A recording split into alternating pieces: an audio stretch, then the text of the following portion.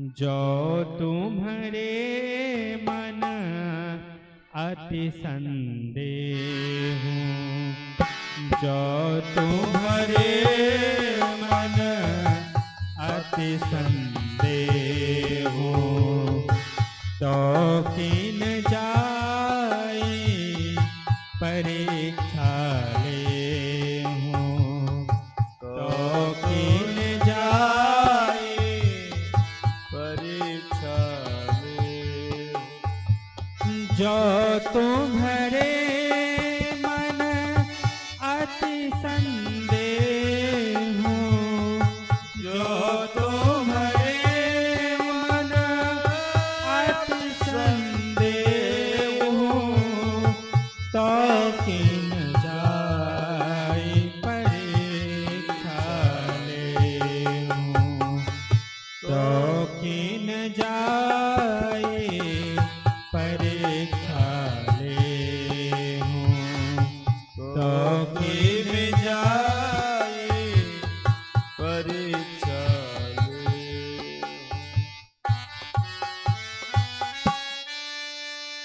जो तुम्हारे मन अति संदेह हो। हे देवी सती, यदि आपके मन में संदेह है तो आप जा करके भगवान की परीक्षा ले लीजिए। देखिए, जीवन में दो लोगों की परीक्षा कभी नहीं लेनी चाहिए। किसकी किसकी? सबसे पहले भगवान की परीक्षा। भगवान की परीक्षा हमें कभी नहीं लेनी चाहिए। भगवान की परीक्षा सती जी लेने गई, सती जी की दुर्दशा हुई। भगवान श्री राम की परीक्षा इंद्रपुत्र जयंत ने लिया, तो जयंत की भी दुर्दशा हुई। क्यों? क्योंकि परीक्षा लेने वाला परीक्षार्थी से उत्कृष्ट होता है। परीक्षा लेने वाला परीक्षार्थी से उत्कृष्ट होता है, और कोई भी मनुष्य भगवान से कभी श्रेष्ठ हो ही नहीं सकता। तो जब भगवान से कभी श्रेष्ठ हो ही नहीं सकता, तो फिर हम भगवान की परीक्षा कैसे ले सकते हैं? हम एग्जाम देते हैं परीक्षा में, तो हमारे जो टीचर हैं वह हमसे श्रेष्ठ होते हैं। ज्ञान में, उम्र में, हर एक प्रकार से वह हमसे श्रेष्ठ होते हैं। इस कारण वह हमारी परीक्षा लेते हैं।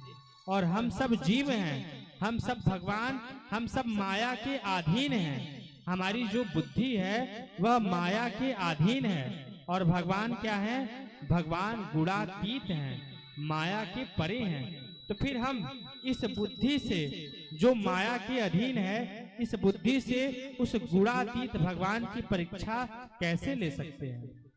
इसलिए हमें भगवान की परीक्षा नहीं लेनी चाहिए। हमें भगवान में विश्वास करनी चाहिए। विश्वास करते करते प्रेम जागृत हो जाएगा, और जब प्रेम जागृत हो जाएगा तो भगवान स्वयं अपने आप को आपको जना देंगे।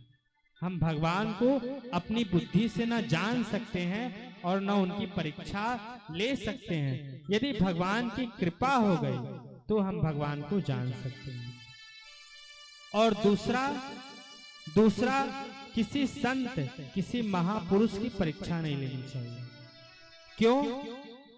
क्योंकि देखिए, जो सच्चे संत होंगे, जो भगवान के परम भक्त होंगे, जो सच्चे संत होंगे, वह हमेशा सम्मान से दूर रहना चाहते हैं, मान सम्मान से दूर रहना चाहते हैं। क्योंकि मान सम्मान मनुष्य को नीचे गिरा देता है। मनुष्य का जितना ही मान सम्मान होता है, उसके भीतर घमंड, उसके भीतर माया का प्रभाव चला जाता है, जिससे वह अपने स्थान से नीचे गिर जाता है। इसलिए जो सच्चे संत, जो भक्त होते हैं, वह मान सम्मान से दूर रहना चाहते हैं। वह सदा सर्वदा एकांत में रहना चाहते हैं, ताकि उनका कोई मान सम्मान अधिक न कर पाए। तो यदि आप उनका परीक्षा लेना चाहेंगे, और यदि उन्हें पता चल जाएगा कि फला व्यक्ति हमारा परीक्षा ले रहा है, यदि उन्हें पता चल जाएगा, तो मान सम्मान से दूर रहना चाहते हैं। फिर वह ऐसा नाटक करेंगे कि वह आपकी परीक्षा में फेल हो जाएंगे, और आपको लगेगा कि यह तो संत नहीं है, यह संत नहीं है, यह तो कुछ और ही है। वह ऐसा नाटक करेंगे।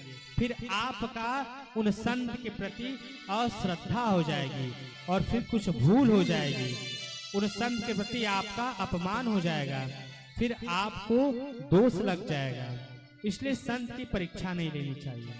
और मान लीजिए जो संत नहीं होगा, जो सच्चा संत नहीं होगा, जिसके भीतर संत का कोई गुण नहीं होगा, उसको यदि पता चल जाएगा कि आप हमारी परीक्षा ले रहे हैं, तो वह तो ऐसा नाटक करेगा, ऐसा नाटक करेगा बड़ा बनने का कि आपको मन में विश्वास हो जाएगा कि हाँ ये सच्चे संत हैं, ये तो पक्के संत हैं। इसलिए आप अपनी बुद्धि से अनुमान नहीं लगा सकते हैं। इसका एक उदाहरण है, और यह उदाहरण नहीं, ये एक सत्य घटना है।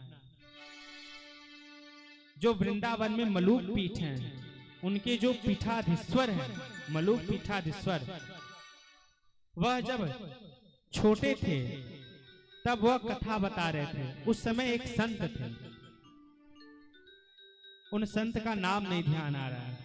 तो उस समय एक संत थे, उनके पास एक महिला आई, बहुत सारा फल, बहुत सारा दान दक्षिणा लेकर के आई, फल लेकर के आई, और महाराज जी के चरणों में रख करके प्रणाम की और बोली कि हे प्रभु, हे महात्मन, हम आपके बारे में बहुत दूर से सुन करके आपका दर्शन करने आए। आपके बारे में हमने बहुत कुछ सुना है और आपका दर्शन करने के लिए हम आए हैं।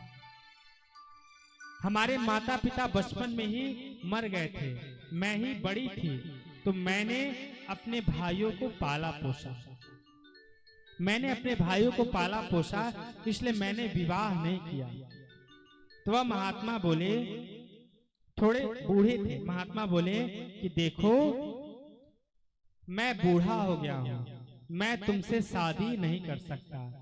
उस पर वह महिला भड़क गई, बोली कि हे प्रभु, मैं तो आपको साधु जान करके आपके पास आई थी, परंतु आप कैसी बात कर रहे हैं, मैं आपसे विवाह करने थोड़ी ना आई थी, मैं तो अपने विषय में आपको बता रही हूँ। तो वह महात्मा बोले, कौन तुम्हें कहा है कि मैं साधु हूँ, मैं तो गुंडा हूँ, गुंडा, जाओ जाओ चली जाओ यहाँ से, जितना सामान लेकर के आई हो चली जाओ। वह महिला क्रोध में आकर के सारा फल, सारा दान दक्षिणा उठा करके लेकर के चली गई। ये महाराज जी छोटे थे। महाराज जी पूछे कि हे महात्मन, हे गुरुवर, वह महिला इतने प्रेम से आपके लिए फल फूल लेकर के आई थी, इतने दूर से आई थी, आपने उन्हें ऐसा बोल करके क्यों विदा कर दिया, क्यों जाने दिया? तो महात्मा बोले, देखो मैं तो बूढ़ा हो गया हूँ, परंतु हमारी जो शिष्य मंडली है वह युवा है, और माया का प्रभाव कब पड़ जाए यह कोई जान नहीं सकता। इसलिए जितना ही इन लोगों से दूर रहो, उतना ही तुम्हारा भजन जो है वह सुरक्षित रहेगा, तुम बचे रहोगे। इसलिए मैंने एक ही